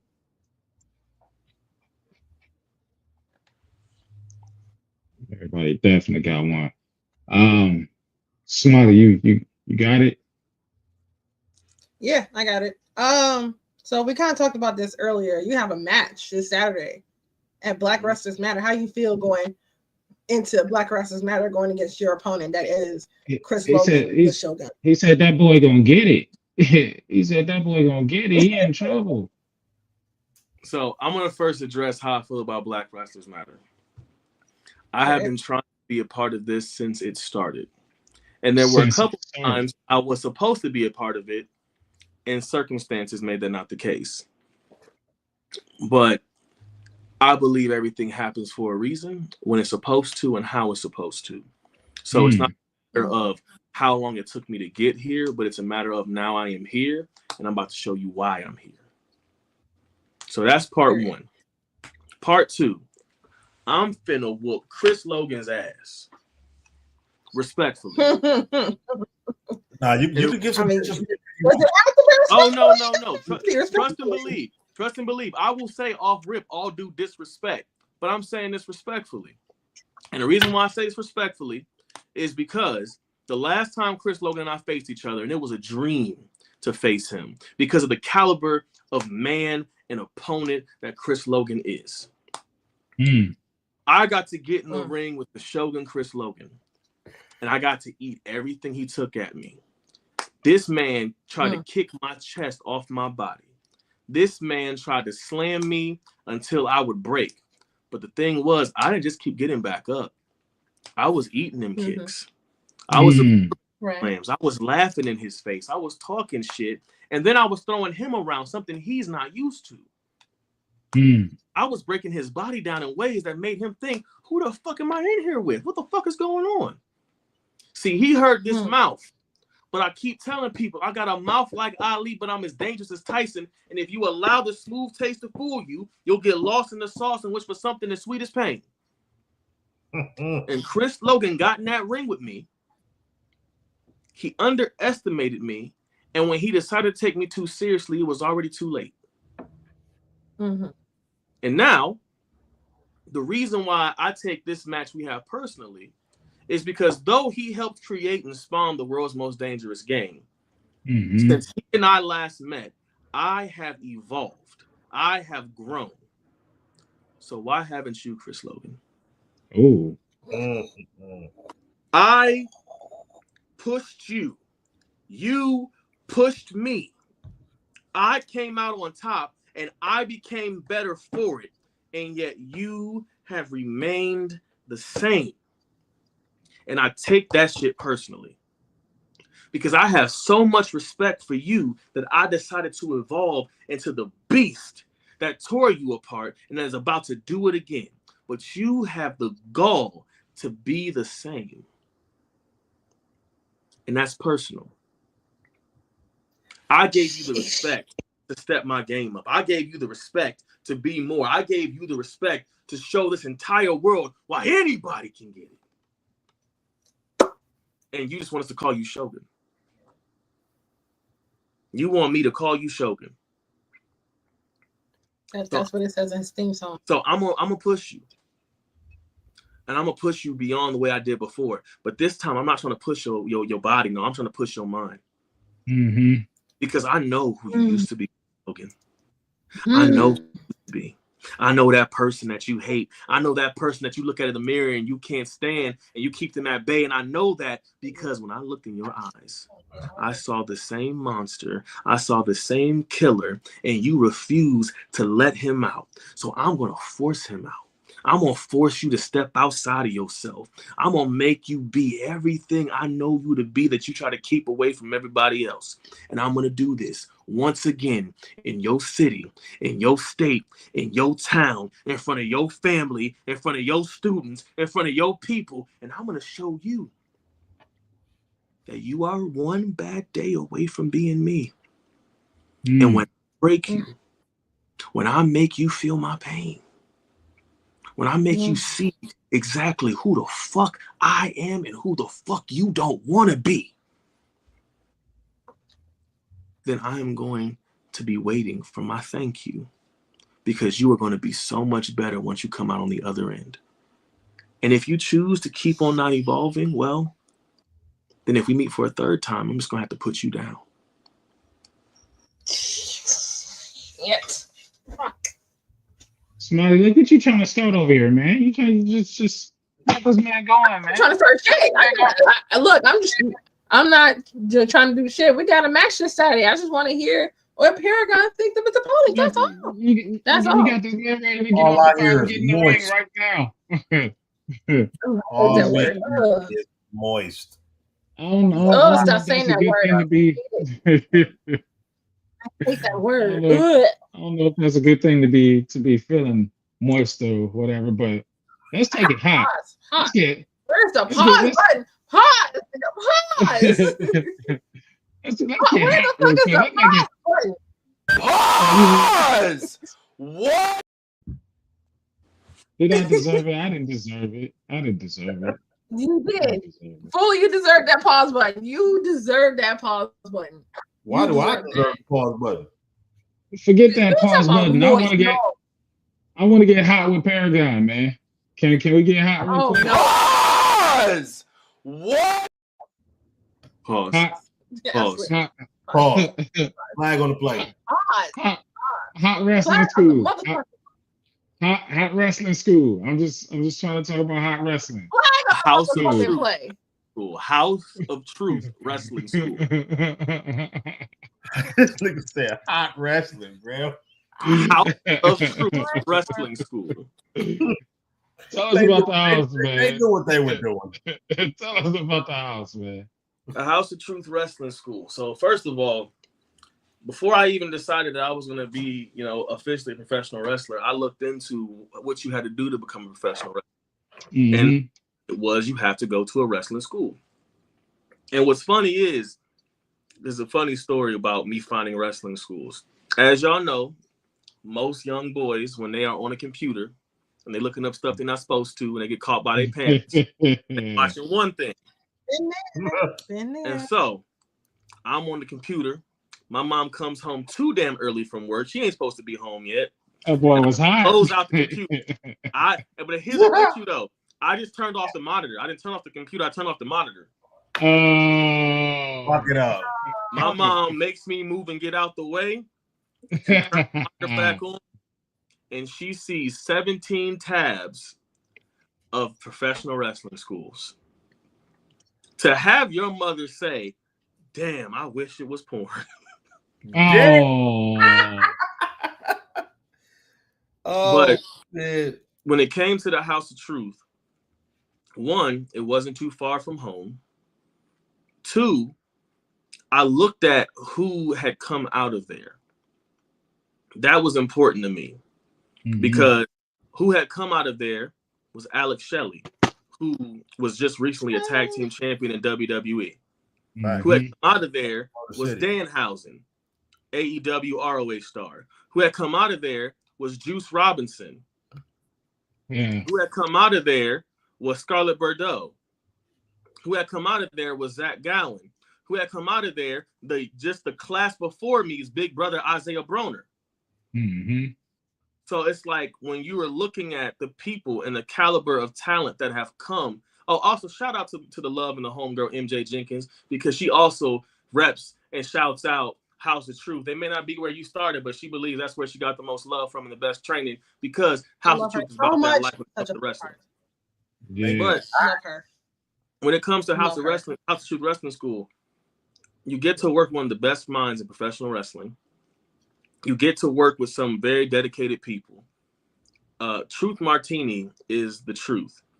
And no pun and pun intended, because he is a big inspiration of why Paragon looks the way that he does and carries himself the way he does. Because the thing about Truth, on our very first and our last day of wrestling school, he said, "Guys, I need you to look at what is missing in professional wrestling and then be it." And to me, that was some real shit, because too many people want to be the next this instead of the first that. Yeah.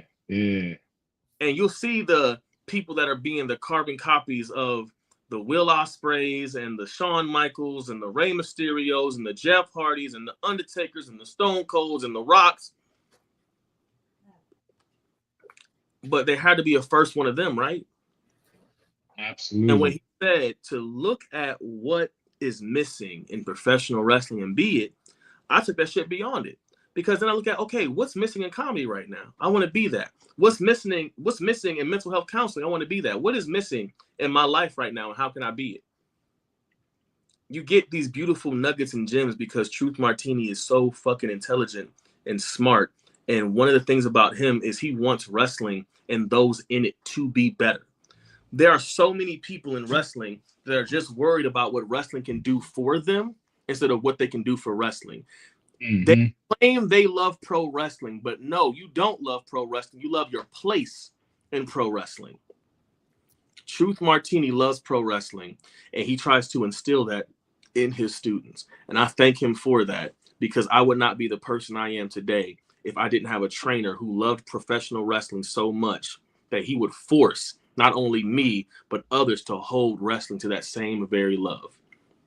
So shout out to Truth Martini. Shout out to the House of Truth Wrestling School. That school is linked to a company up in Michigan called City Championship Wrestling. And they put on some pretty damn good shows up there. And shout out to the homie and the big brother Freedom Ramsey, who actually got WWE ID'd at Chicago at City Championship Wrestling, and he is a House of Truth alumni.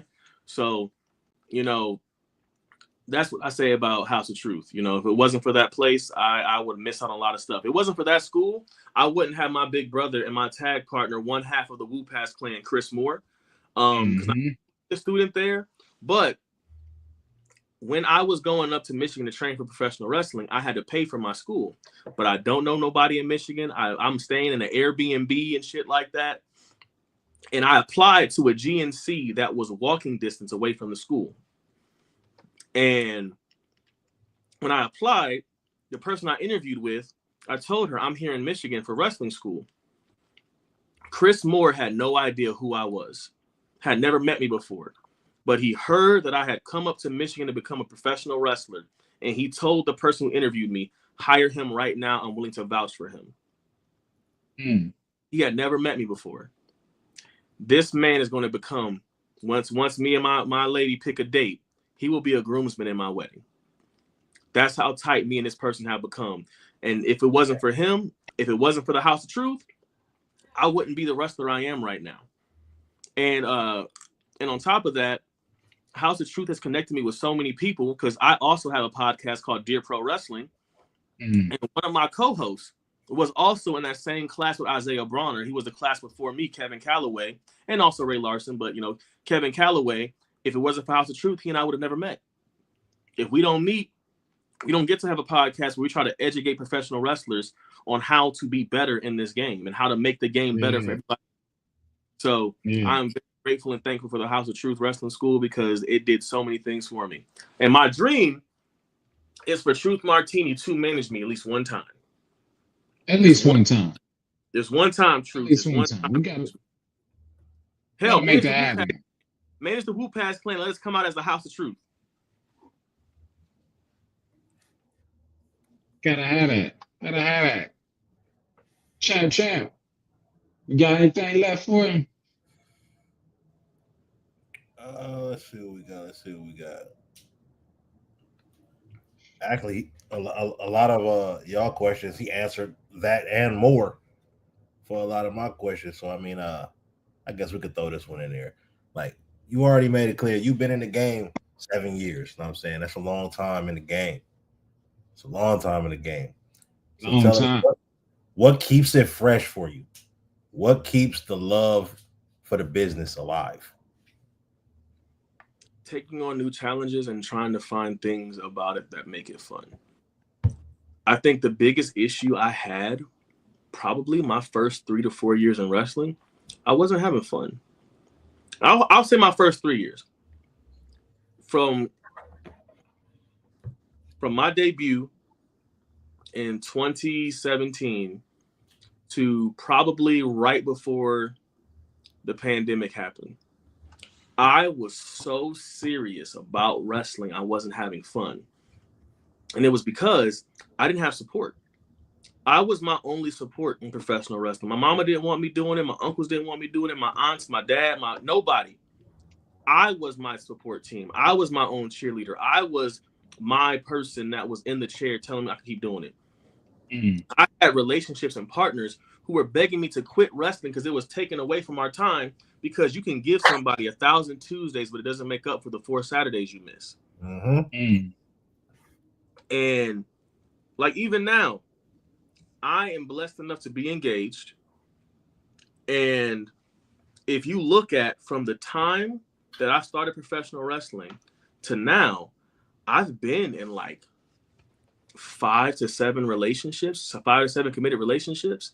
Now, mind you, I have been with my current fiance since 2020. We've been together for going on 5 years.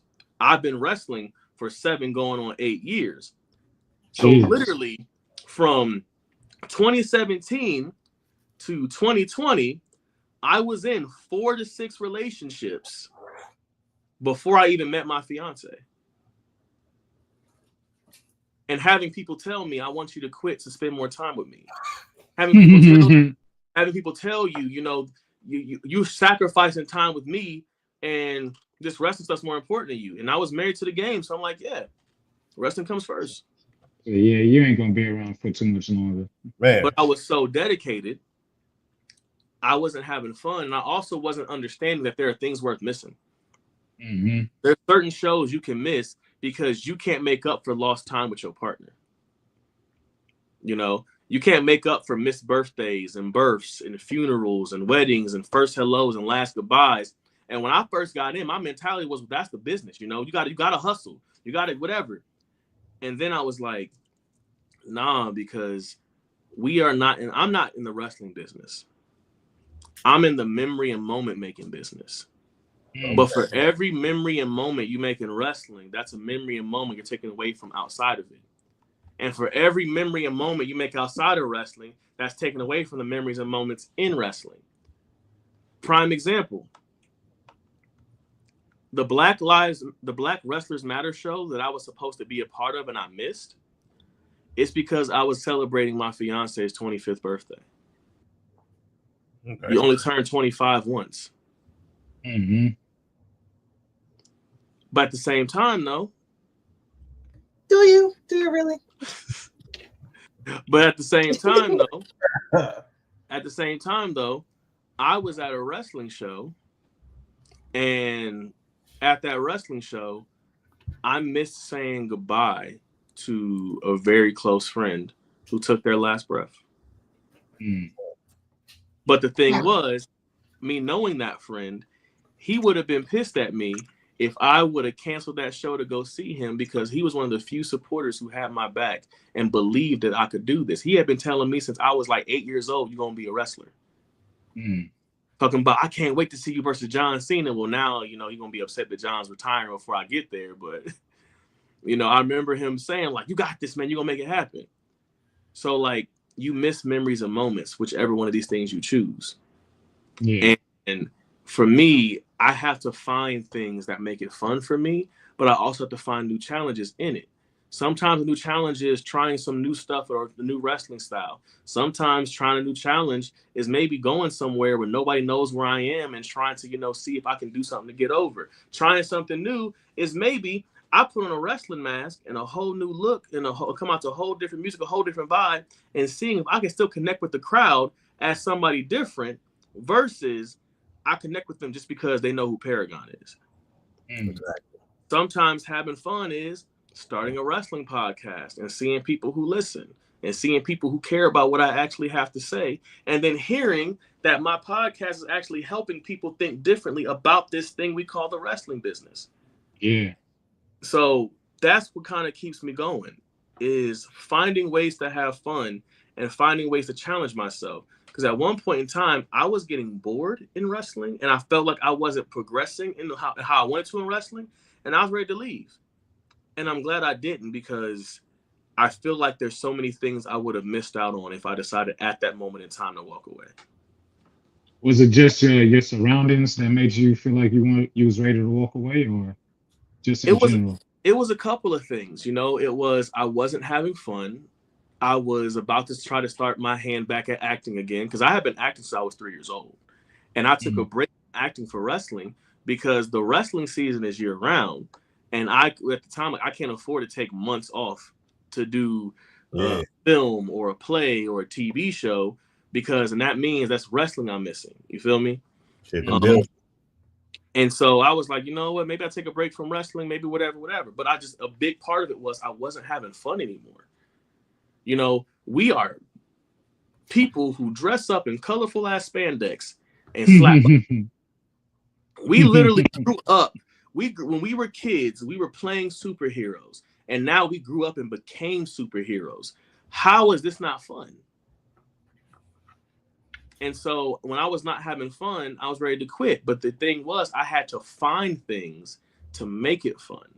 And once I started having fun again, then I was like, then what do I want to leave for? I'm literally living my dream and other people's. How many people can say they got to grow up and become a superhero or a supervillain? Yeah. So, yeah. Class wants to know, what are your top 5 alter egos / dark personalities in professional wrestling?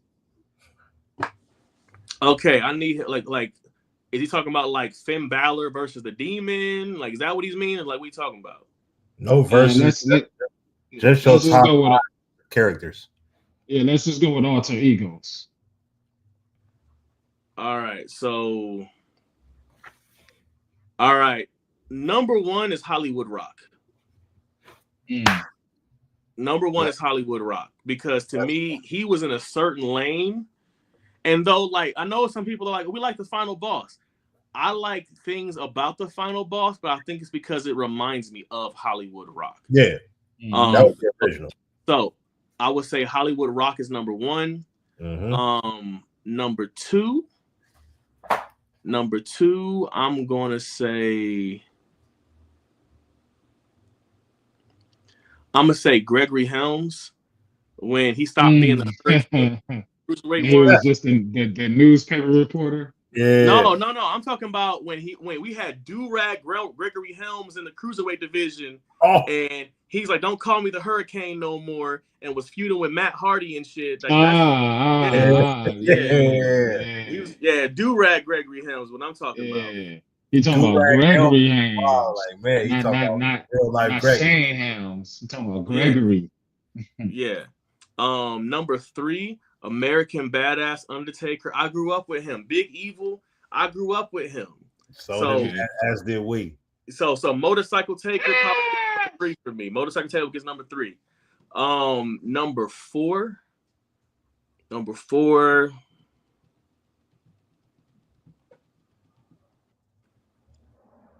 I'm probably going to say the Bray Wyatt, but I'm going to say Firefly Funhouse Bray Wyatt. I feel like that was probably one of the most underrated things when he was doing the stuff with the Fiend, because having to have that range and then also having to do the staying positive. Like, I think he was facing either The Miz or Bryan Danielson, and he was like, "Why are you doing this?" And he's trying to be so positive and stuff. So I'll definitely say it was Miz. Yeah, that was Miz. Yeah. And, like, he was trying to be all positive while facing him. And I think people don't understand how difficult it is not only to wrestle like that, but then to get that over. Because a lot of times people view positivity as a negative. Like Bo Dallas, when he was doing Bo Leave, was supposed to be a babyface, but it wasn't over turned heel. The New Day, when it had the power of positivity, that was supposed to be, and it didn't work. And then number 5, I'm gonna say Broken Matt Hardy. TNA version or TNA version? Okay. Yeah. WWE, they had Woken Matt Hardy. I'm talking about Broken Matt Hardy, because to me it was a whole different level. Though I did enjoy the tag team of the Leader of Worlds when it was him and Bray. I'm gonna say Broken Matt Hardy TNA. Okay. I'll take it. Not whatever Matt Hardy he was over in AEW. Like, none of that Matt Hardy. Nah. None of that Matt Hardy. Nobody matters over there. Who is Malachi Black? That's a totally different. I know Alistair. We might get him back soon. Smiles.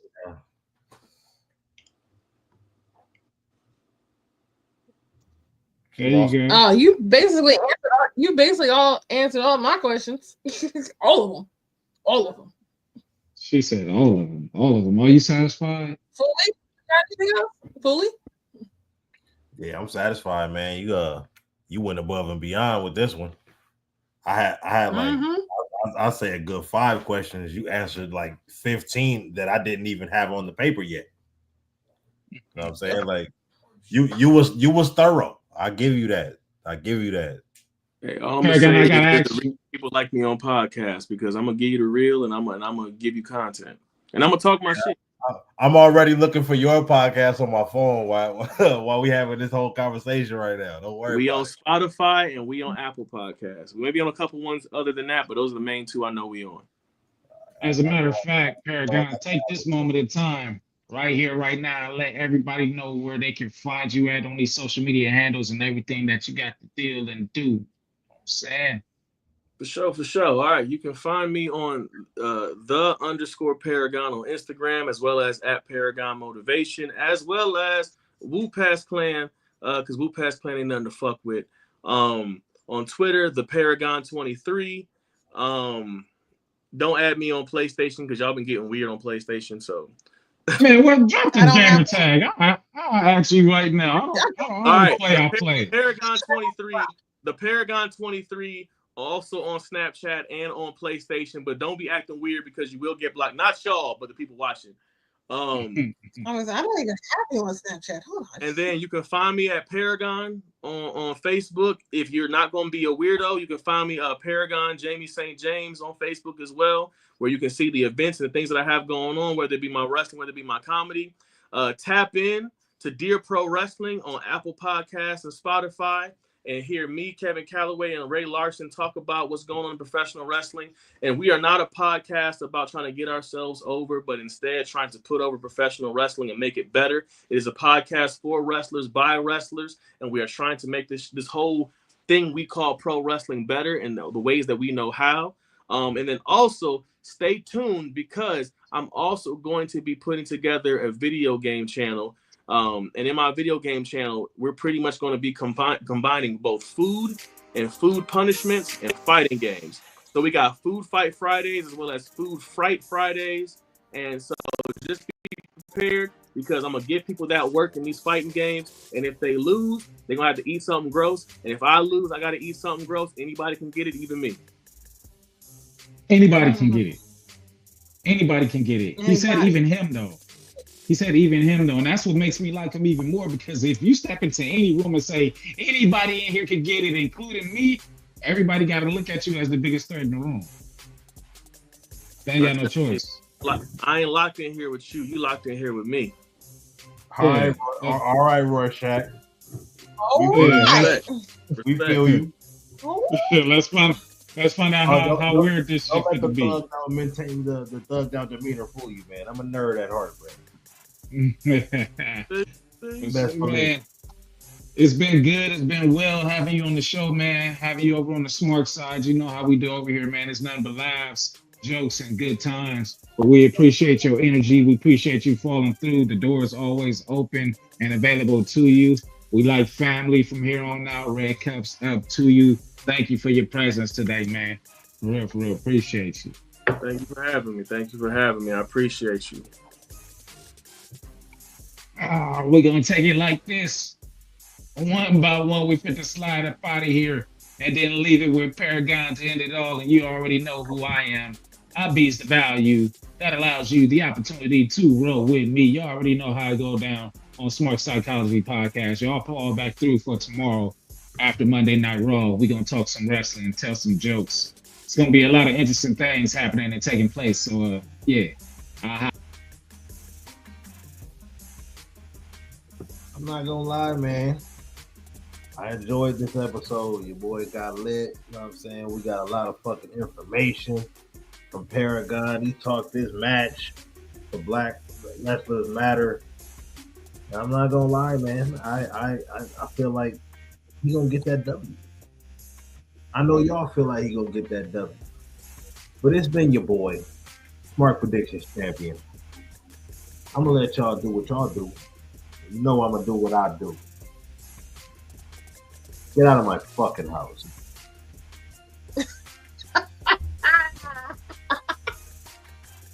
Man, here comes Classic. Bye. Damn show. Have a good one.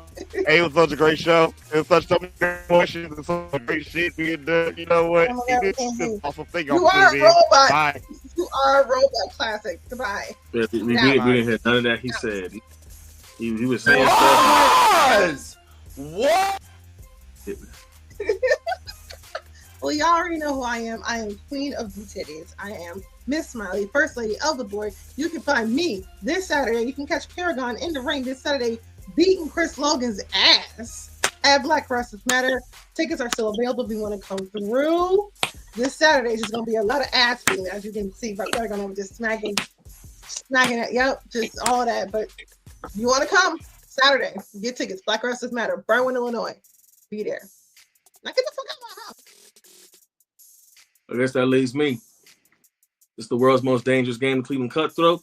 And make sure that if y'all ain't subscribed, y'all subscribe to this channel. Y'all tap in. Y'all show some love. Y'all make comments so that way they can get them star ratings and things like that. I appreciate y'all for having me. Appreciate y'all for tuning in. And remember, anybody can get it.